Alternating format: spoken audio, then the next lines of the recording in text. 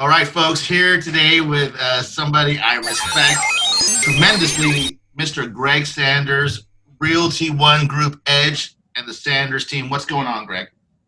Hey man, it's great to spend some time with you. It's been a while since we were in Nashville, I guess, since we last met. Nashville. Good That's times, right. man. I love that city. I can't wait till this COVID's over so we can go, so we can all go back with John and Gary Ashton Yeah, and see all the heads. we're way overdue. That's right. Yeah, we got to go see Gary. So we were kind of talking offline, and so Greg, how many transactions last year? Almost 3,500, 4,000 something. Yeah, we did about 3,400 with our brokerage. So we run a couple brokerage offices here in the Metro Atlanta area. Then we also have our team. So our team did almost 29 of the 3,400. So our team obviously did the lion's share of the transactions. So is the team mostly like online leads? Is that where most of that business came from? We do, man. We started out back in 2015, and that's really where we focused. We were like, my background's more in like technology, operations, digital marketing.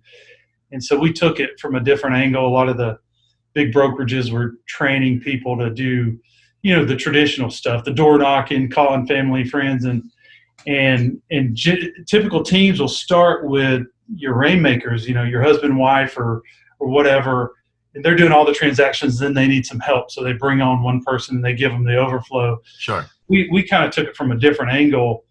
When we started the business, I came from a corporate side of things and wasn't even in real estate before that. And so we started as a team. We didn't start as just two rainmakers doing transactions, and then we just got busy and kind of fell into a team. We planned out the whole business originally, and then we launched in 15, and then just really really got moving and growing in 2016. But we started when everyone else was still saying, consumer internet leads they're kind of a waste of time. Yeah.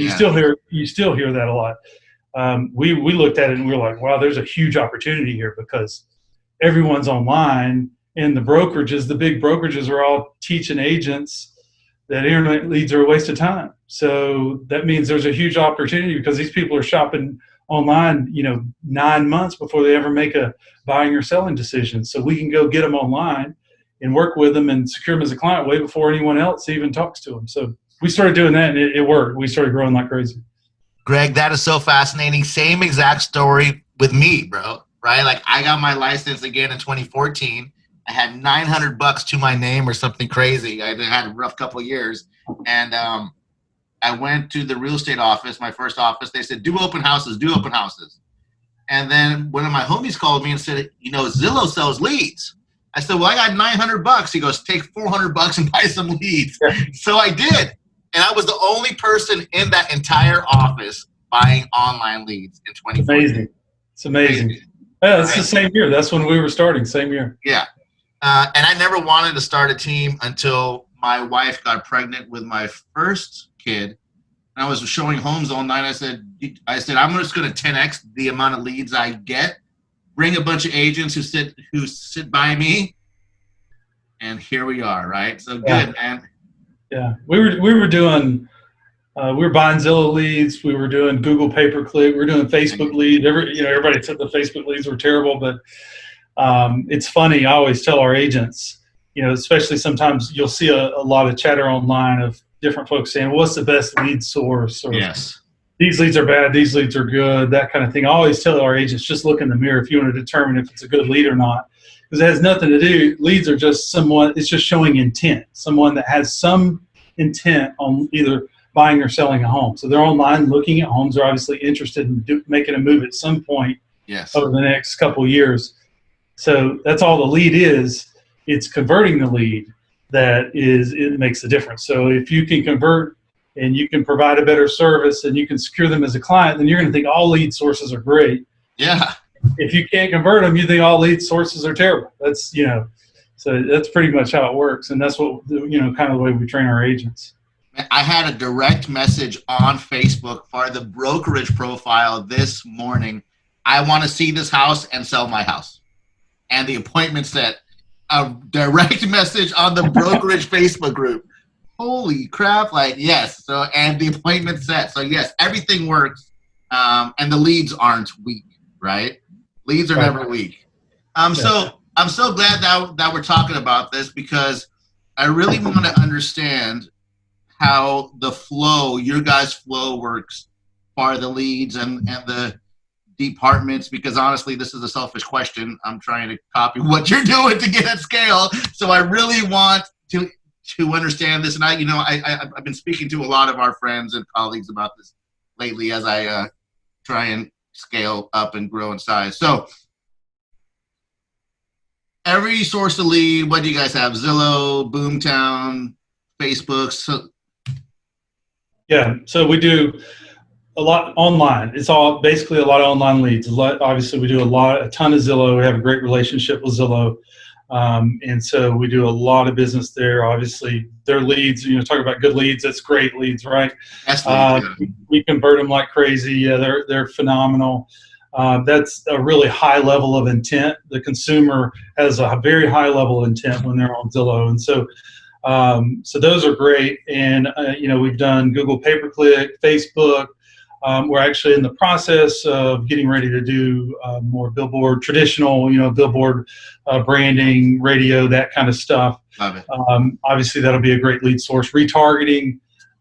So I'd say one of the things that we really maybe have done a little bit different is that I'm an operator, right? So I come from operations and technology. So my first focus was let's figure out how we can build the best systems and the best process and the best training, within our team. Let's focus on that. And that's really worked well. So we really look at, we evaluate different technology products, whether it's a CRM or whatever lead sources, whatever internal systems and process. We're always trying to improve that from a technology perspective. Systems and process is really key for us.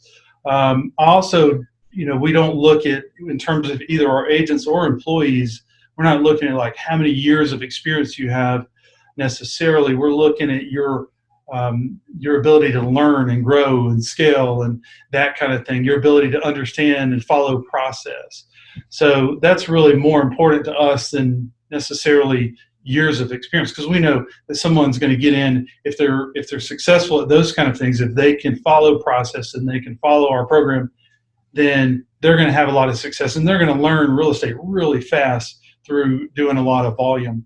Another key thing I would say is the leadership team is super important. And over the past few years, that's something that we've really come to learn and understand, is that if I get the right leaders in place, then that's a game changer. It's a game changer for me, because my natural instinct is to be involved in the operations, technology.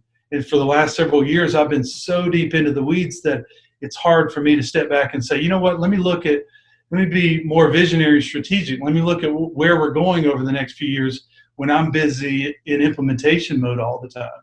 So I've now started switching that around, where I get the right leadership team in place, where I can trust them and count on them to be the operator, to be able to focus on making sure the daily operations are just rocking and solid. And that way I can take a step back and look a little bit more in terms of strategic and where we're going in the future.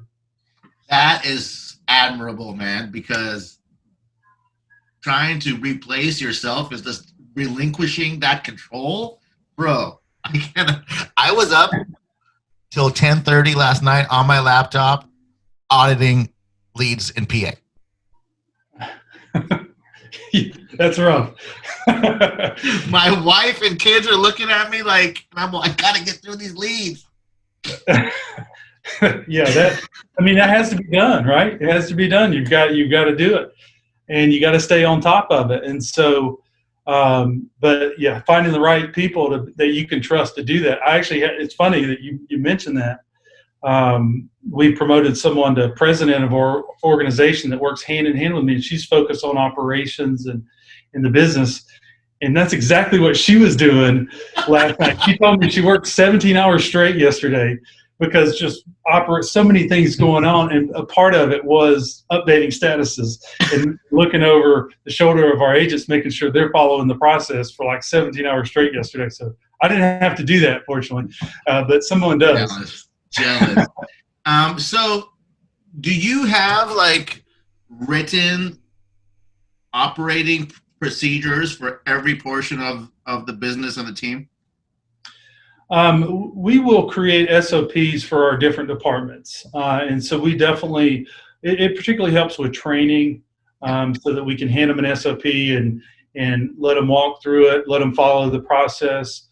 I will say, we don't go overboard with documentation though. And I come from years ago, and I used to be in software development, right? And we would do these waterfall development methodology and these other development methodologies where I remember when I did consulting, we would create literally a 500-page manual of the system architecture and how we're going to build this system for a big company, Fortune 500 company, Fortune 1000 company. They would want to build a system. We would define the whole thing out up front and document the hell out of it, right? And then by the time we finished all the documentation and the architecture and the structure and the plan, it would all have changed, and so we would just throw it away, because that was before agile development methodologies became popular. Well, you can carry that same software development strategy into any business, and so we go more agile. We don't go overboard with the documentation because we know it's going to change. And if we're going to operate like a tech company, which is very different from every other real estate, most real estate businesses are very traditional, very slow. We try to operate more like a tech company. So we're constantly changing, we're constantly moving, we're trying new things. It drives our agents crazy sometimes, but you know how that is. Agents aren't real fond of change all the time, but it's worked, and we're going to keep doing it because that's an important part of who we are. So we don't document, we don't go crazy with the documentation, but we definitely create your basic SOP for each of our departments. Good. Yep. Something else that I'm working on. All these talks get real selfish every time. So I want to understand, do you have ISAs or agents hitting up leads first? It depends. It depends on the lead source. Like if you're PA, for example, we'll have that go directly to our agents because it's typically live transfers. That's the way Zillow operates with their PA business in many markets, is they're doing live transfers. So those have already been kind of nurtured, I should say, by their own ISA team, and so they'll live transfer directly to our agents. Agents schedule the appointment for themselves, and they'll turn and go on the appointment. We built custom systems around it all, so we have internal IT. And for example, as soon as the agent hangs up the phone, they're getting a text message from our system. So they have to enter the feedback right away because our system knows that they just had a phone call. Now they get a text message, they enter the appointment date and their feedback. We can track all the data on their appointments. And then post-appointment, they turn around and get another message and it says, okay, tell us how the appointment went. So we can gather all that data. So we do rely on the agents directly for that. Now, where our ISA team comes into play is really when we're talking about nurturing leads. So any other lead that we get that's really not someone that's already been nurtured and ready for an appointment, that goes to the ISA team. So they're working those leads and they're trying to secure appointments for our agents. Our agents, in the past, we've evolved a lot over the last several years. In the past, our agents would do prospecting. They would come in, we'd do the morning 8 a.m. to 11 a.m. call session where everybody's trying to set their own appointments. And it's like pulling teeth trying to get agents to come in. It was a daily battle. It's just, the reality is it's not their favorite thing to do. They want to go show properties. They want to sell properties. I don't blame them. That's what they're good at. They're not necessarily, their favorite thing to do isn't get up in the morning and start getting on the phone and trying to get appointments. So over time, we've kind of evolved, and so they don't really have to do that anymore. Now our ISA team does all of that for them, so they set all of the appointments. Unless in the scenario of Zillow, we do the live transfers. But by the time it gets to the agent, it's a client that's ready to talk, ready to go on an appointment. Sure. Now, the agents are expected to update the leads accordingly. If they don't, do you have the ISAs hop in? And because I mean, like, you know, doing those call shifts are hard. Expecting prospecting, and you can't mandate it, right? Right. But with ISAs, of course, that's the solution. But when do you have them pop in on, let's say, Zillow lead? So what we'll do is we don't have them necessarily working, following up behind the agents in terms of updating the status. We do have different people do that. So we have a couple people that are basically going through and making sure statuses are updated. If they're not, they'll turn around and contact the agent and say, hey, you need to go update your status in the system. If you don't, unfortunately, we're going to have to pause you, in rotation, because those things just have to be done. Yes. Where ISAs come into play in that scenario, for example, with Zillow leads, post appointment, sometimes agents get busy, right? We go into springtime. They're working with a lot of different clients. They're on the road. They got a lot of car riders, and so they're showing properties, and they may not always do the proper follow up after they've already had an appointment. So we will have the ISAs wrap back around based on the feedback that we received at the initial appointment. And if it said, hey, I'm going to work with this person, but we see in the system that they haven't been back out with them within the last 2 weeks, we'll have the ISAs come back around and try to secure a second appointment. Okay. So a lot of times people think about ISA teams just in terms of working the lead and getting that first appointment, which is mostly what we use them for, but we do have them come back around behind the agents and try to get the second appointment as well if the agent hasn't done it themselves. Yeah. Okay. So I'm thinking along the same thing, because we want, especially for like transfers and bottom of the funnel leads, we want the agents talking to them. Especially, we don't want an ISA to an ISA to an ISA to an agent. That's right. No good customer experience. Good. Well, good, man. That's insightful. You got anything fun planned for the rest of the summer besides your swimming pool that you showed me pictures of? Yeah, that's right. Yeah, we'll have to spend some time at the pool. That's for sure. No, not really. We just got, we got the kids, and we got 2 little ones at home, and they keep us super busy.